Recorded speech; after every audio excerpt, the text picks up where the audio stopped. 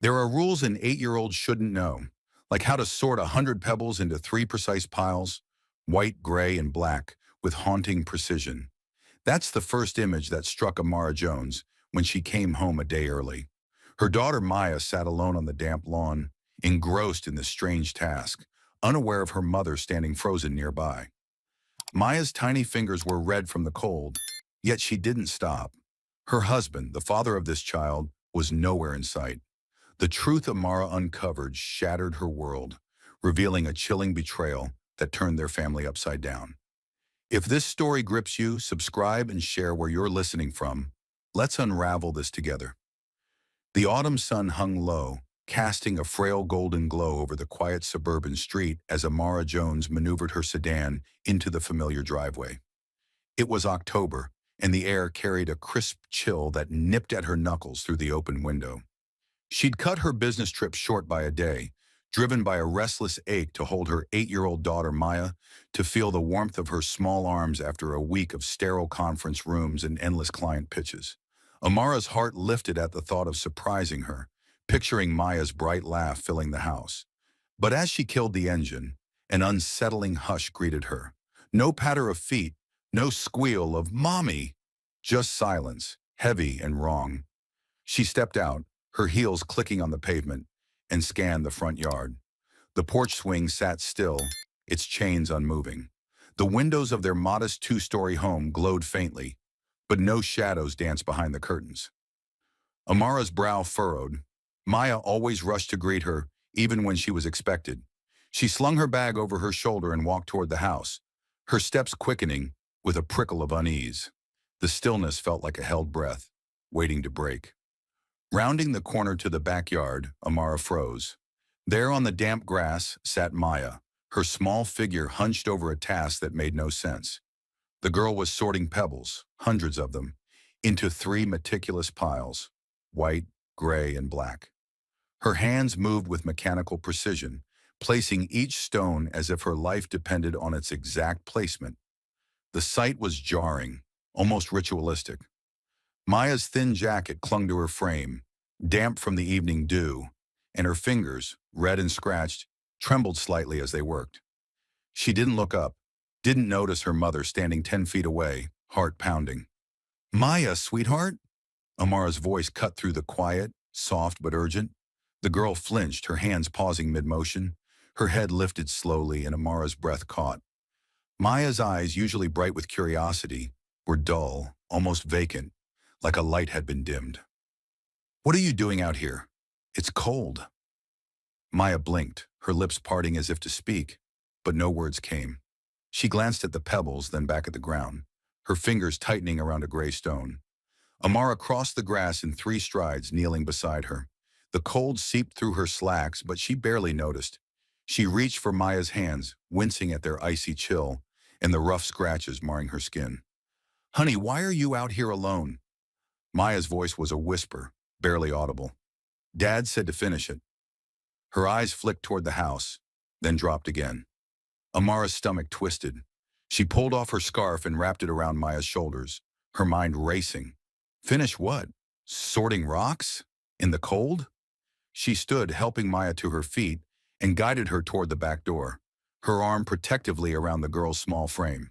The warmth of the house hit them as they stepped inside, a stark contrast to the chill outside. The living room was softly lit, the faint hum of a jazz record spinning in the background. And there was Julian, seated on the couch, a book open on his lap, a steaming mug of tea on the side table. He looked up, his expression calm, almost serene. "You're back early," he said, his voice smooth, as if nothing was amiss. He closed the book with a deliberate snap, his fingers lingering on the cover. The Architecture of Genius. "Good trip." Amara's grip on Maya's shoulder tightened. "Julian, why was Maya outside alone? Her hands are scratched and she's freezing." Her tone was sharp, cutting through the room's warmth like a blade. Julian's brow lifted slightly, his calm unshaken. "It's a focus exercise, Amara. Sorting stones by color, white, gray, black. It teaches order, patience. A structured mind is a strong mind." He sipped his tea, his movements deliberate. "She needs to learn discipline. Discipline? Amara's voice rose, incredulous. She's 8, Julian. She was out there in the cold, alone, sorting rocks like some kind of punishment. She glanced at Maya, who stood silently by the doorway, eyes fixed on the floor, her damp jacket dripping onto the hardwood. Julian set his mug down, his expression hardening just a fraction. You're projecting, Amara. It's not punishment, it's training. The world is chaotic. She needs tools to navigate it, to rise above it. You'd understand if you weren't gone so often. The words landed like a slap, and Amara felt a familiar pang of guilt. Her long hours, her trips, the missed school plays. But she pushed it down, her focus narrowing on Maya's trembling hands. She could have gotten sick, she said, her voice low but firm. This isn't right. Julian leaned back, crossing his arms. You're overreacting. She's fine. Aren't you, Maya? He glanced at the girl, his tone expectant. Maya nodded faintly, her voice barely a murmur. I'm okay. But her eyes didn't lift, and her fingers clutched the edge of her jacket, knuckles pale. Amara's chest tightened. She knelt in front of Maya, brushing a strand of hair from her face. Go change into something dry, sweetheart. I'll be right there. Maya hesitated, then shuffled toward the stairs, her footsteps soft and deliberate, as if afraid to make a sound. When the girl was out of earshot, Amara turned back to Julian, her voice a controlled whisper. What kind of exercise leaves a child freezing in the backyard? Explain it to me, Julian, because I don't understand. He sighed as if her concern was an inconvenience. You're too emotional, Amara. This is about structure, not feelings. Maya's learning to control her impulses, to focus. It's a method rooted in cognitive discipline. Proven methods. I've been reading about it. Amara glanced at the stack of books on the coffee table, their titles stark and clinical. Mind of Steel, Crafting Excellence. Her unease deepened, a cold thread winding through her. This wasn't the Julian she'd married, the man who'd once laughed with her over late-night coffee, who'd built pillow forts with Maya. Something had shifted, and she hadn't seen it coming. She straightened, her resolve hardening. This stops now. She's not your experiment. She turned toward the stairs, her heart heavy with questions she couldn't yet answer. What had happened while she was gone? How long had Maya been subjected to these exercises? And why did Julian's calm feel so much like a mask? As she climbed the stairs to check on Maya, the house's warmth felt stifling, the jazz record's soft notes jarring against the silence in her mind. She paused at Maya's door, hearing the faint rustle of clothes as her daughter changed. The image of Maya sorting pebbles, her small hands red and trembling, burned in Amara's memory. This wasn't discipline. This was something else, something colder, more deliberate. A chill ran down her spine, not from the autumn air, but from a growing certainty. The man she loved, the father of her child, was hiding something, and whatever it was, it had already begun to unravel the family she thought she knew. The morning after Amara's unsettling return, the kitchen was a battlefield of silence. Sunlight filtered through the blinds, casting thin stripes across the table where Amara sat, her coffee untouched, the steam curling like unanswered questions. Maya picked at her cereal, her spoon scraping the bowl in slow, deliberate arcs, her eyes fixed on the table as if it held secrets. Julian stood at the counter, slicing an apple with precise, practiced cuts, his movements as controlled as the jazz record that had played last night. The memory of Maya sorting pebbles in the cold, her small hands red and trembling, clung to Amara like damp grass. She'd barely slept, her mind replaying Julian's calm dismissal, his talk of discipline that felt more like punishment. Amara cleared her throat, breaking the quiet. Julian, we need to talk about yesterday. Her voice was steady, but her fingers tightened around her mug. Leaving Maya outside in the cold, making her sort rocks. It's too much for an 8-year-old. Julian didn't look up, his knife gliding through the apple with unnerving calm. It's not about the rocks, Amara, he said, his tone clipped, academic. It's about building a mental framework, structure, resilience. You're applying your emotional lens to a method grounded in cognitive science. He placed the apple slices on a plate, arranging them in a perfect circle, and slid it toward Maya, who didn't touch it. Amara's jaw clenched. Cognitive science? She's a child, not a lab subject. Her hands were scratched, Julian. She was freezing. Her words hung in the air, sharp and unanswered. Maya's spoon paused, her shoulders hunching slightly, but she said nothing. Julian sighed, wiping his hands on a dish towel with deliberate care. You're gone so much, you don't see the chaos she brings. Tantrums, distractions. She needs order to thrive in a world that rewards focus. I'm giving her tools, Amara. You'd understand if you were here more. The jab landed hard, stirring the guilt Amara carried from every missed bedtime story, every school event sacrificed for a client meeting. But she pushed it aside, her focus narrowing on Maya, who still hadn't looked up. This isn't about me, she said, her voice low.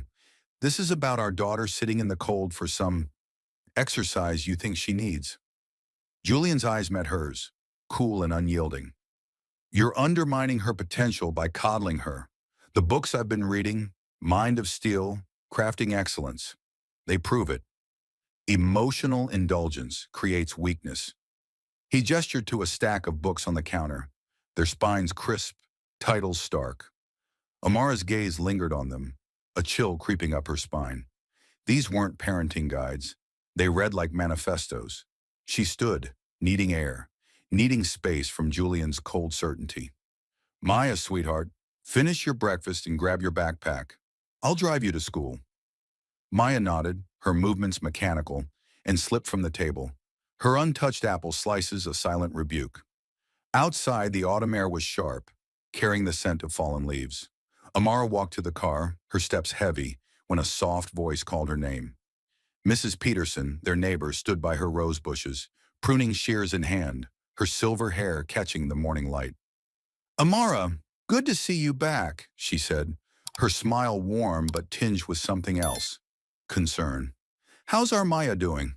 Amara hesitated, glancing back at the house. She's quiet, she said, the word feeling inadequate. Yesterday, I found her in the backyard, sorting pebbles, alone, in the cold. Mrs. Peterson's shears paused, her eyes narrowing. I've noticed her out there a lot lately, doing those odd tasks. Hours sometimes, even when it's chilly. She used to run around laughing, drawing with chalk on the driveway. Now she's different, like she's carrying something heavy. The older woman's voice softened. I don't mean to pry, but it worries me. Amara's heart sank, Mrs. Peterson's words mirroring her own fears. What do you mean, different? She asked, stepping closer. Mrs. Peterson set her shears down, her expression grave. She barely smiles anymore. I see her out there, following Julian's instructions like a little soldier. Yesterday, she was sorting those rocks for nearly 2 hours. I offered her a cookie, but she said she wasn't allowed until her task was done. She shook her head. It doesn't sit right, Amara.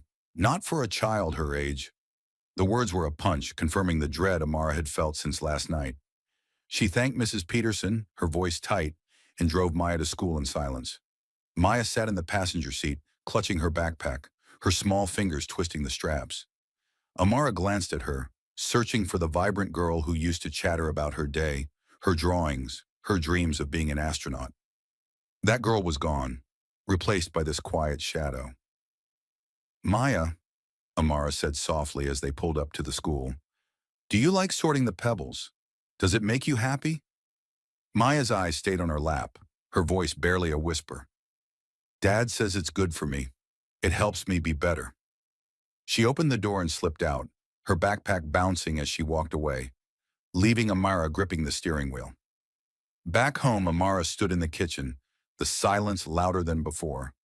Julian had left for his study, the door closed, a barrier as real as the one growing between them. She stared at the stack of books on the counter, their titles glaring like accusations. Mind of Steel, Crafting Excellence. She flipped one open, scanning pages filled with cold, clinical language about eradicating emotional frailty and sculpting superior minds. Her stomach churned. This wasn't parenting. It was something else, something calculated. She thought of Maya's vacant eyes, her scratched hands, Mrs. Peterson's worried words. The pieces were forming a picture she didn't want to see, but couldn't ignore. Julian's exercises weren't random. They were part of a system, a set of invisible rules tightening around their daughter.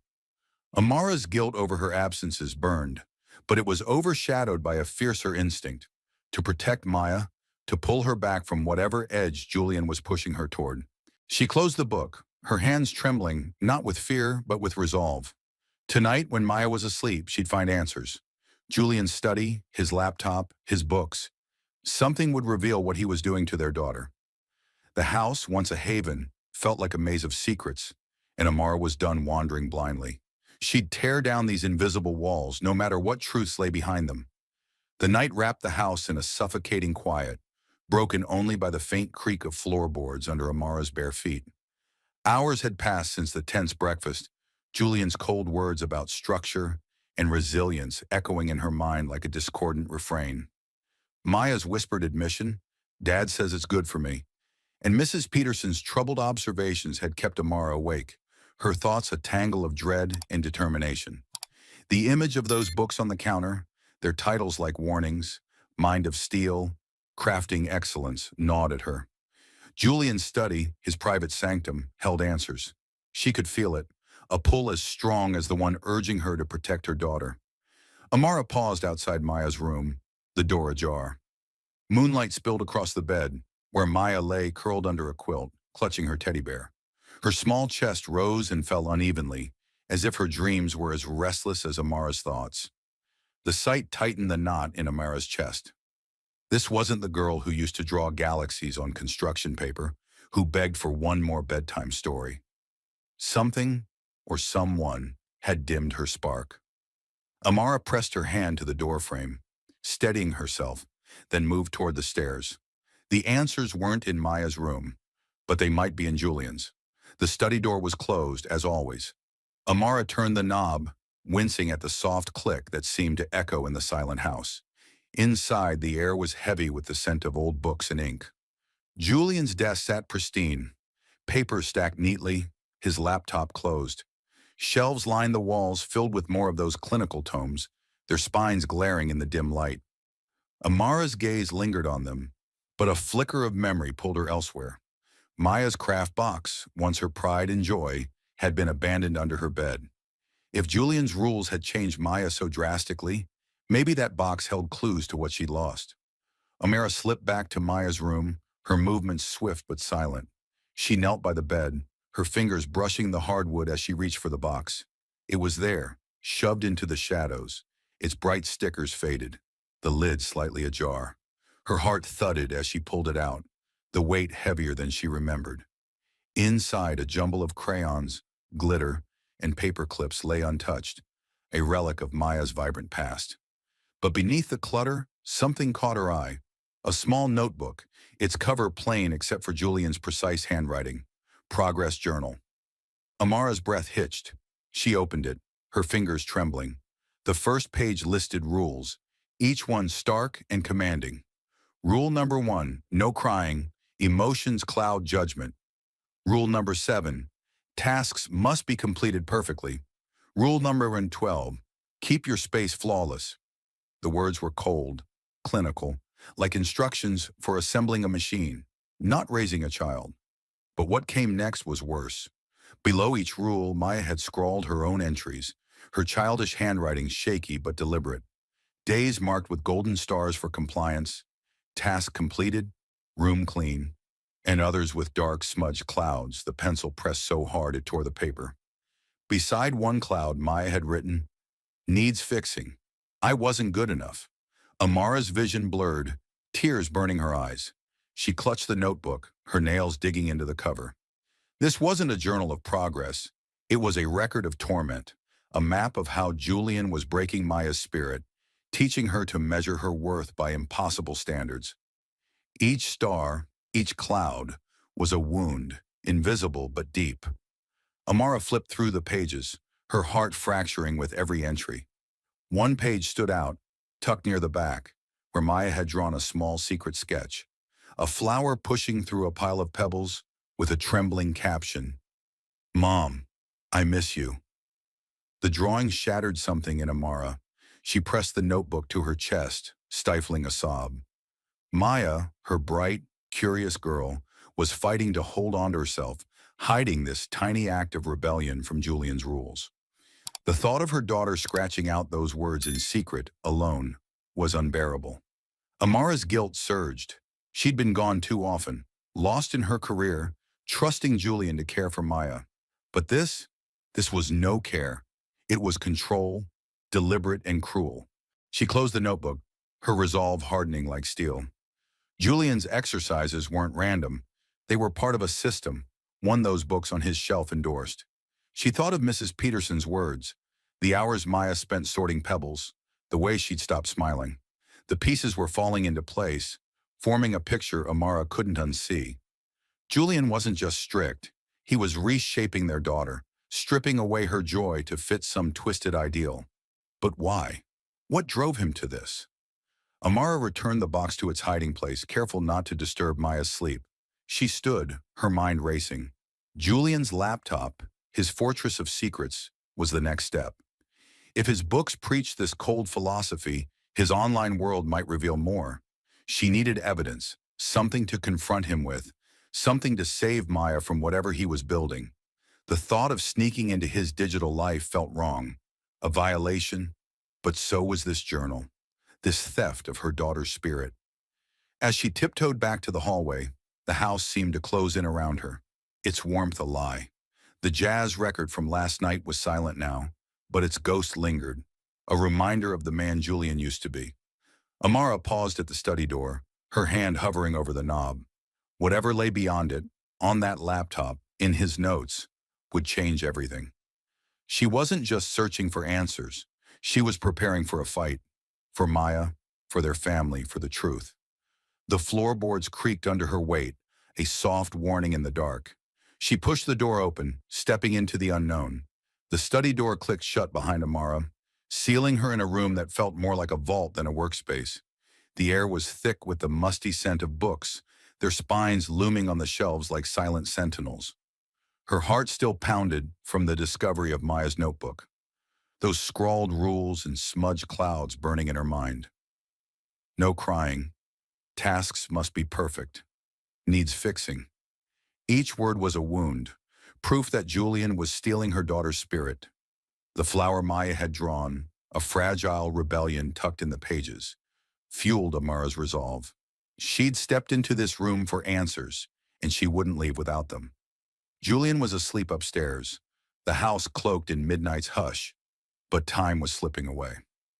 She needed to know what he was hiding. Amara sat at Julian's desk, the laptop's sleek surface reflecting the dim glow of a desk lamp. Her fingers hovered over the keyboard, guilt prickling at the edge of her resolve. Snooping felt like a betrayal, but so was Julian's progress journal, a betrayal of everything a father should be. She typed a guess, Maya, Azur 08, and the screen blinked an error. Another try, order first, failed. Then remembering his books, she typed Legacy Builder 78. The laptop unlocked, the screen flaring to life. Amara exhaled, her breath shaky, and plunged into Julian's digital world. The browser history was a labyrinth of academic articles, psychology forums, and bookmarked pages with titles like Engineering the Superior Mind. Her stomach churned, but one link stood out, the Legacy Project.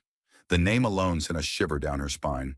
She clicked, and a stark, minimalist website loaded, its tagline chilling, Crafting the Future Through Discipline.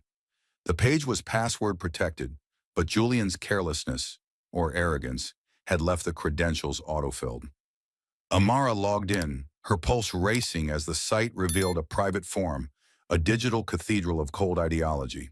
Posts scrolled past, each one a manifesto on suppressing emotional frailty to create perfect children. Members hidden behind cryptic usernames shared methods to purge weakness and forge resilience. Amara's eyes locked on a familiar name, Mind Sculptor 78, Julian. She clicked his profile, and her breath caught. His posts were meticulous, almost proud, detailing progress with his subject, Maya. One entry, dated weeks ago, included a photo.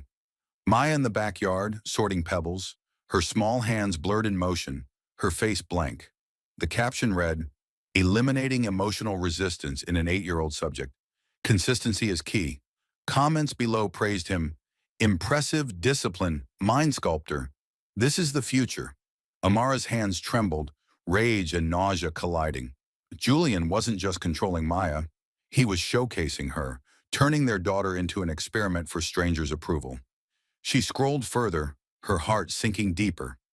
A private chat thread caught her eye, between Julian and a user named Architect Prime. The messages were clinical, chilling. The subject shows progress but resists emotional detachment.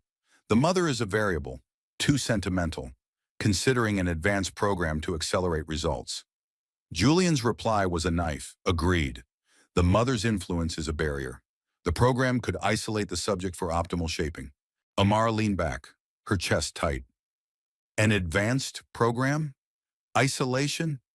The words conjured images of Maya taken away, molded into something unrecognizable. This wasn't parenting. It was a cult, a network of zealots obsessed with perfection at the cost of humanity. Julian's betrayal cut deeper than any affair. He'd turned their daughter into a project, a trophy for his warped ideals. The photo of Maya, those pebbles, the rules in her notebook, it all connected, a web tightening around her daughter's heart. She dug deeper, her fingers flying across the keyboard. The forum's files section held manuals, schedules, even testimonials from parents who'd succeeded in breaking their children's emotional dependencies. One document outlined a training camp for young subjects, a week-long program to finalize their transformation. Amara's blood ran cold. Was this what Julian meant by advanced program? She saved screenshots, her hands shaking with urgency. If Julian was planning to send Maya to this camp, she had to stop him. Now. The floorboards creaked upstairs, snapping Amara from her trance. She froze, listening. Silence. Julian was still asleep, but the sound was a reminder of how little time she had. She emailed the screenshots to herself, then cleared the browser history, her heart hammering. She couldn't confront Julian yet, not without a plan. Maya's notebook was evidence, but this forum, these chats, were proof of something far darker. She needed to protect Maya, to pull her from this nightmare before it consumed her. Amara closed the laptop, the screen's glow fading into darkness. She stood, her legs unsteady, the weight of what she'd found pressing against her chest. The study, once just a room, felt like a battlefield, its shelves and books now enemies in disguise. She thought of Maya asleep upstairs, her secret flower drawing a flicker of hope in this storm. Julian's rules, his forum, his legacy, they were a cage, but Amara would break it. She had to. As she slipped out of the study, the house's silence felt heavier, laced with secrets she could no longer ignore. Tomorrow she'd face Julian, armed with the truth. But tonight, she'd check on Maya, hold her close, and promise, in the quiet of her heart, that she'd fight for her daughter's light, no matter what it took. The door clicked shut behind her, a soft echo of resolve in the dark. The kitchen was a stark contrast to the midnight shadows of Julian's study, where Amara had uncovered the chilling truth of the legacy project. Dawn broke through the windows, painting the room in cold, pale light. But the warmth of morning couldn't pierce the dread coiling in her chest. She sat at the table, her coffee untouched, the printed screenshots from Julian's form hidden beneath a napkin. The words she'd read, "The mother's influence is a barrier. The subject needs isolation," burned behind her eyes, each syllable a betrayal. Maya's notebook, with its rules and smudged clouds, lay heavy in her mind. But the forum's cold ideology and the threat of an advanced program had turned her fear into resolve. Today she would confront Julian. No more secrets, no more excuses. The house stirred as Julian descended the stairs, his footsteps deliberate, as if the world bent to his rhythm. He entered the kitchen, pausing at the sight of Amara's rigid posture. "No breakfast today?" he asked, his voice light but edged with curiosity, his eyes scanning the table. Amara's fingers tightened around the napkin. "We need to talk," she said, her tone steady despite the storm inside her. She slid the napkin aside, revealing the printed pages, screenshots of his posts, the photo of Maya sorting pebbles, the chilling chat about isolating her. "What is this, Julian?" His face stilled, a flicker of something, surprise, perhaps fear, crossing his features before his mask of calm returned. He picked up a page, scanning it with deliberate slowness. "You went through my laptop," he said, not a question but an accusation, his voice low and even. "You're turning our daughter into an experiment," Amara shot back, her voice rising. "The Legacy Project? Rules about not crying? A training camp? You're treating Maya like some project to be molded, not a child." She stood, the chair scraping against the floor. "Explain this, Julian, now." Julian set the paper down, his movements precise, controlled. "You don't understand, Amara. You're too caught up in emotions to see the bigger picture. The world is brutal, chaotic. Maya needs discipline to rise above it, to be exceptional. The Legacy Project is about creating a future where she's strong, not weak, like—" He stopped, but the unspoken word hung between them. "Like you." Amara's breath caught, the insult cutting deep, but she refused to flinch. "Strong? You're breaking her. Those rules, those pebbles. She's terrified of failing you. She's 8, Julian. She should be drawing, laughing, not sorting rocks to prove her worth." Julian's jaw tightened, his eyes narrowing. "You're undermining her potential, coddling her with your sentimentality. The Legacy Project has data, methods, proven results. I'm giving her what you can't, a structured mind." His voice grew louder, a rare crack in his composure. "You're never here, Amara. You don't see her defiance, her chaos. I'm fixing it." "Fixing her?" Amara's voice broke, raw with fury. "She's not a machine to be fixed. She's our daughter." The words echoed, shattering the morning's quiet. A soft gasp came from the doorway. Amara turned, her heart sinking. Maya stood there, her small frame rigid, eyes wide with panic. She'd heard everything.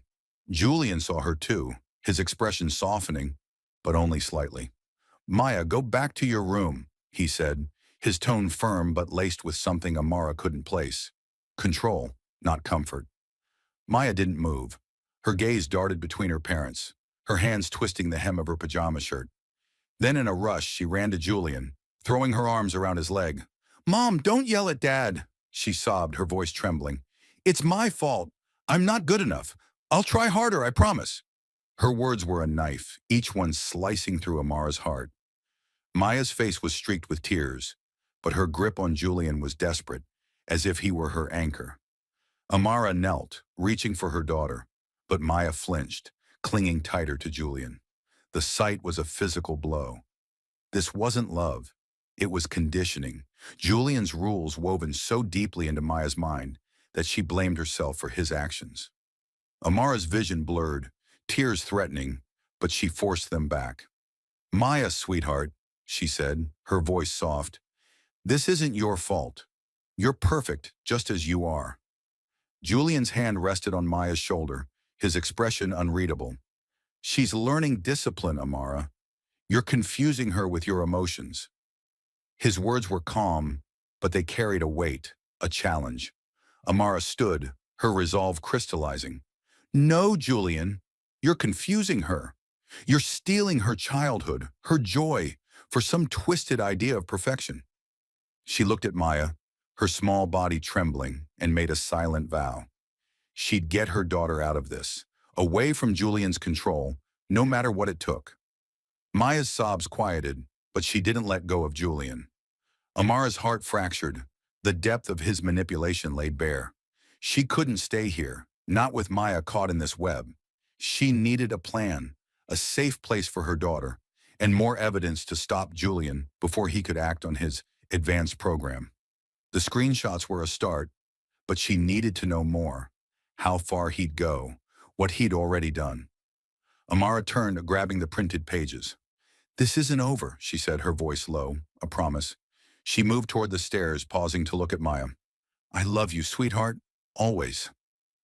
Maya's eyes met hers, a flicker of something, fear, maybe hope, before she looked away. As Amara climbed the stairs, the house felt like a prison, its walls closing in. Julian's voice followed her, calm and cutting. "You're making this harder than it needs to be." She didn't respond. She'd pack a bag for Maya, find a safe place to think, to plan. The truth was out, and the wall between them had crumbled. But the fight for her daughter was just beginning. The friend's apartment was a temporary refuge, its pastel walls and soft furniture a stark contrast to the cold tension Amara had left behind. 3 days had passed since the confrontation in the kitchen, where Maya's tearful plea, "It's my fault," had shattered Amara's heart and exposed the depth of Julian's manipulation. She'd packed a bag for herself and Maya, fleeing their home with the printed screenshots of the legacy project clutched like a lifeline. Now, in this unfamiliar space, Amara sat on a borrowed couch, watching Maya across the room. The girl curled on the bed, clutching her teddy bear, her small frame swallowed by an oversized sweater. The silence between them was heavy, a chasm Amara didn't know how to bridge. Maya hadn't spoken much since they'd left. Her eyes, usually so expressive, were guarded, darting to the floor whenever Amara tried to catch her gaze. "I want to go home to Dad," Maya had whispered that morning, her voice barely audible over the hum of the apartment's heater. Each word was a knife twisting in Amara's chest. Julian's rules, his exercises, had woven themselves into Maya's mind, convincing her she was the problem, that her father's cold control was safety. Amara's fingers tightened around her phone, her only tether to the outside world. She needed a plan, more evidence, a way to break Julian's hold before he could act on his chilling plan to isolate Maya in some sinister training camp. She stood pacing to the window, the city below a blur of autumn leaves and passing cars. The weight of her failure pressed down, her absences, her trust in Julian, her blindness to Maya's fading light. She'd been so focused on her career, on proving herself in a world that often doubted her, that she'd missed the cracks forming at home. Now those cracks were canyons, and Maya was slipping away. Amara leaned against the glass, her breath fogging the pain, when a soft ping broke the silence. An email notification flashed on her phone, the sender unknown, the subject line stark, "The Legacy Project, I can help." Her pulse quickened. She opened the email, her eyes scanning the words with growing urgency. "My name is Owen. I was a member of the Legacy Project until it nearly destroyed my son. He was hospitalized for severe anxiety after their methods broke him. I saw your husband's posts about your daughter, Maya. I can't stand by while another child suffers. I have evidence, internal communications, documents, proof of the group's dangers. Meet me, and I'll give you everything." Amara's hands trembled as she read on. Owen detailed his son's ordeal, endless tasks, enforced silence, a training camp that pushed him to collapse. The parallels to Maya's pebble sorting, her notebook's rules were chilling. Attached were files, chat logs, manuals, even a recorded call where a legacy leader discussed reprogramming children to eliminate emotional defects. One document outlined the camp Julian had mentioned, a week-long program to finalize transformations through isolation and relentless discipline. Amara's stomach churned. This was what Julian wanted for Maya, a place to strip away her joy, her humanity. She glanced at Maya, still curled on the bed, her teddy bear a shield against the world. The thought of her daughter in that camp, alone and broken, ignited a fire in Amara's chest. Owen's email was a lifeline, a chance to fight back. But it also meant facing the full scope of Julian's betrayal, not just as a husband, but as a father. She replied quickly, agreeing to meet Owen at a cafe the next day, her fingers shaking as she typed. She saved the files to a secure folder, her mind racing with possibilities. These documents, combined with the screenshots and Maya's notebook, could be enough to stop Julian, to protect her daughter. Maya stirred, her voice small. "Mom, are we going back soon?" Her eyes flickered with hope, but it was hope for Julian, for the home where rules suffocated her. Amara knelt beside the bed, her heart aching. "Not yet, sweetheart," she said softly, brushing a strand of hair from Maya's face. "We're staying here for a bit, where it's safe." Maya's lips quivered, but she didn't argue, sinking back into her pillow. Amara's resolve hardened. She couldn't force Maya to see the truth. Not yet, but she could fight for her, even if it meant fighting the daughter's loyalty to her father. The apartment's quiet felt oppressive now, the pastel walls closing in. Amara stood, moving to the balcony for air. The city stretched out below, indifferent to her turmoil. She thought of Julian's calm facade during their fight, his unshaken belief in his methods. He'd called her sentimental, weak, but she saw now that his strength was a lie, built on control, not love.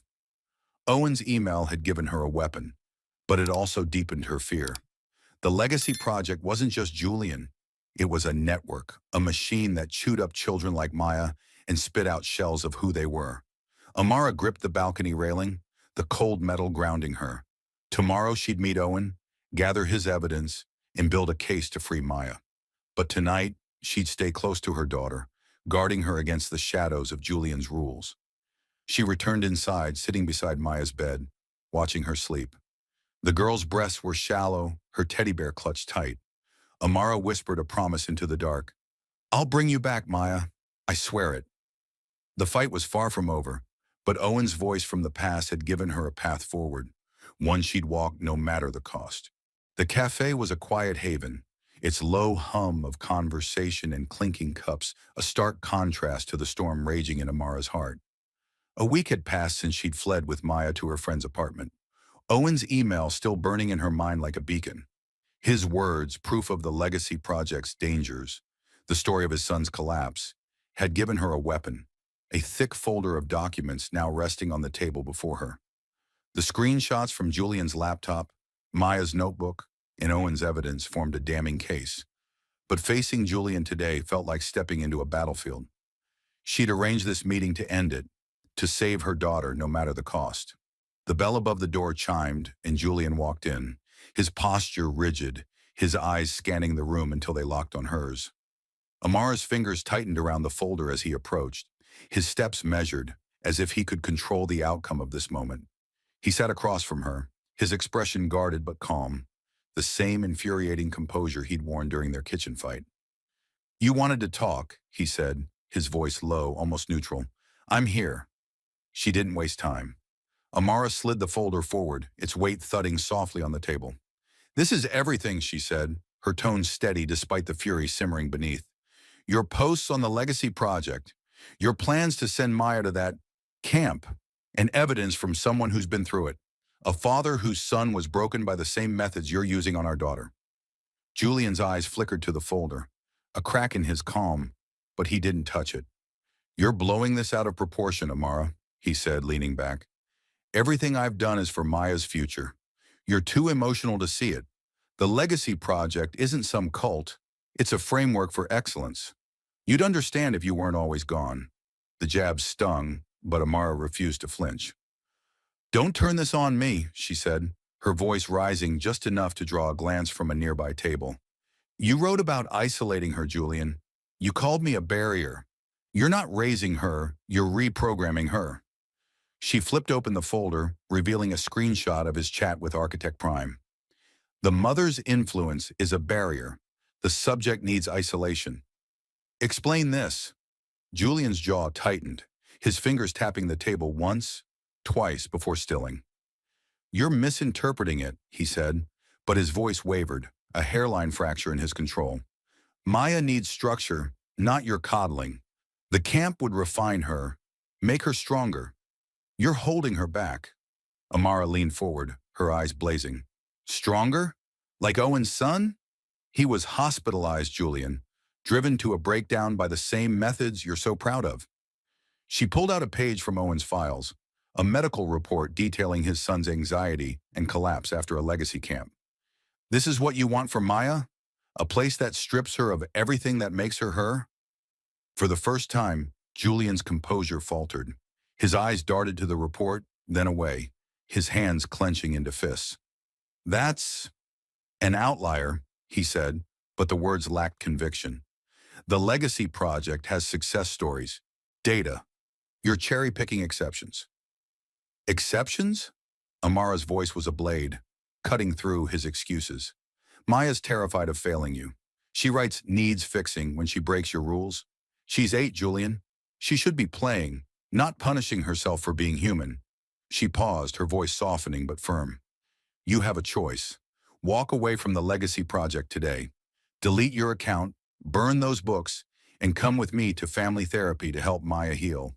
Or I take this folder, Every post, every chat, every rule, and use it to get full custody. I'll expose that group, make sure no other child suffers like Owen's son, like Maya. The cafe's hum faded, the air between them charged with the weight of her ultimatum. Julian stared at the folder, his face pale, his fingers twitching as if reaching for a defense that wasn't there. Then something broke. His shoulders slumped and he pressed his hands to his face, a low, ragged breath escaping. I thought I was helping her, he whispered, his voice cracking. I felt useless, Amara. You're always out there, succeeding, while I'm stuck at home, translating words no one reads. The Legacy Project gave me purpose, a way to make Maya extraordinary. I thought I was enough. Amara's heart twisted, not with sympathy but with sorrow for the man she'd once loved. His confession laid bare his insecurities, but it didn't erase the harm. You didn't make her extraordinary, she said quietly. You made her afraid. You made her think she's not enough. She leaned closer, her voice steady. Do you want Maya to end up like Owen's son? Broken because you thought structure was love? Julian's hands dropped, his eyes red, glistening with tears he didn't try to hide. No, he said, the word barely audible. I didn't see it. He stared at the table, his voice trembling. I thought I was building her future. I thought I was doing what you couldn't. Amara didn't respond, letting his words hang in the silence. She felt no triumph, only a deep, aching sadness for the family they'd lost, for the father Maya deserved but didn't have. Make your choice, Julian, she said finally. For her. He nodded, a small broken gesture, and reached for the folder, his fingers lingering on the edge. I'll stop, he whispered. I'll try to fix this. But his eyes told Amara he wasn't sure he could. She stood gathering the folder, her resolve unshaken. Therapy starts tomorrow. Be there, or I go to court. She walked out, the bell chiming behind her, leaving Julian alone with his regret. The fight wasn't over. Maya's healing would take time. Trust would take longer, but Amara had drawn a line. She'd protect her daughter, no matter what came next. The small apartment glowed with the soft light of late spring, 6 months after the tense cafe confrontation, where Amara had laid bare Julian's betrayal and forced his choice. The memory of his broken admission, I thought I was helping her, still lingered. But Amara had moved forward, carving out a new life for herself and Maya. Their new home, a modest second-floor walk-up, was a sanctuary of warmth, its walls adorned with Maya's colorful drawings, a stark contrast to the cold rules of their old house. Outside in the shared garden, Amara knelt beside Maya, their hands smeared with paint as they worked on a sprawling canvas spread across the grass. The air smelled of blooming lilacs, a promise of renewal, but Amara's heart still carried the weight of their fractured past. Maya dipped a brush into a jar of red paint, her strokes bold and messy, a far cry from the rigid pebble sorting of last autumn. Her laughter, bright and unburdened, rang out as she flicked paint at Amara, a playful challenge. Amara laughed too, the sound foreign after months of tension, and retaliated with a streak of blue across Maya's sleeve. The girl's eyes sparkled, free of the vacant haze that had haunted Amara's nightmares. Therapy had begun to unravel Julian's rules, each session peeling back layers of fear and self-doubt. But the scars remained, and Amara watched Maya closely, searching for signs of the girl she'd almost lost. The move had been a fresh start. Amara had cut back on work trips, prioritizing Maya's healing over client demands. She'd found a therapist who specialized in childhood trauma, and slowly, Maya was rediscovering her voice. She'd started drawing again, filling sketchbooks with stars and flowers, and joined a school art club, her first step back into a world of play. Yet some nights Maya still woke from nightmares, clutching her teddy bear and whispering, "I'm sorry, Dad." Each time Amara held her, promising she was enough, that love didn't come with rules. Julian had moved out, living alone in a small rental, attending court-mandated therapy as part of their custody agreement. Amara had one primary custody, the folder of evidence, Owen's documents, the screenshots, Maya's notebook, ensuring the court saw the truth. Julian's visits were supervised, a condition Amara insisted on until Maya was ready. Today was one of those visits, and as Amara glanced toward the garden's edge, she saw him standing there, hands in his pockets, his posture humbled. He wore a plain jacket, his usual crisp demeanor softened by time and regret. Maya paused, her paintbrush hovering over the canvas. She looked at Julian, her expression a mix of caution and curiosity. Then unexpectedly, she waved, a small, tentative gesture that carried a world of meaning. Julian's face softened, and he waved back, a faint smile breaking through his guarded expression. Amara's chest tightened, a blend of pain and hope.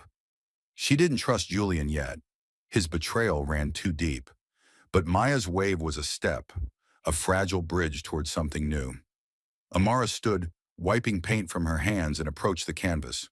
"What's this one called, Maya?" she asked, keeping her voice light. Maya tilted her head, studying the chaotic swirls of color. "Freedom," she said, her voice clear, a spark of her old self shining through. Amara's eyes stung, but she smiled, nodding. The word felt like a victory, small but profound. Later, as they cleaned up, Amara noticed Maya's old craft box, now a fixture in their new home. Curious, she opened it, expecting glitter and crayons. Instead, she found a folded paper tucked beneath a pile of markers. Her breath caught as she unfolded it. A drawing of a flower pushing through a mound of pebbles. The same one from Maya's notebook, but now colored in vibrant hues. On the back, in Maya's careful handwriting, were the words, "Mom, I'll be strong." Amara's fingers trembled, tears welling. Maya had kept this drawing, a secret promise of resilience, even in her darkest moments. She looked at Maya, now rinsing paintbrushes at the outdoor tap, humming softly.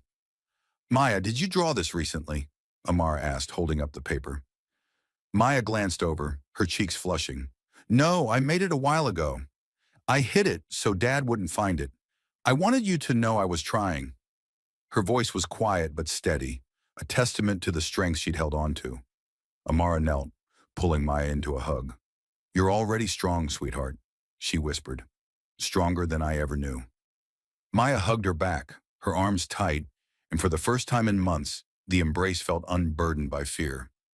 Julian watched from the garden's edge, his expression unreadable but softer than Amara had seen in years. He didn't approach, respecting the boundary, but his presence was a reminder of the long road ahead.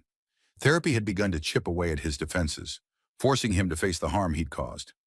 Amara didn't know if he could change, but for Maya's sake, she hoped he would try. As the sun dipped lower, casting a golden glow over the garden, Amara and Maya packed up their paints. The canvas, a riot of colors, stood drying on the grass, a symbol of their new beginning. Amara looked at her daughter, laughing as she shook water from her hands, and felt a warmth she hadn't known in months. The pain of their past lingered, but so did hope.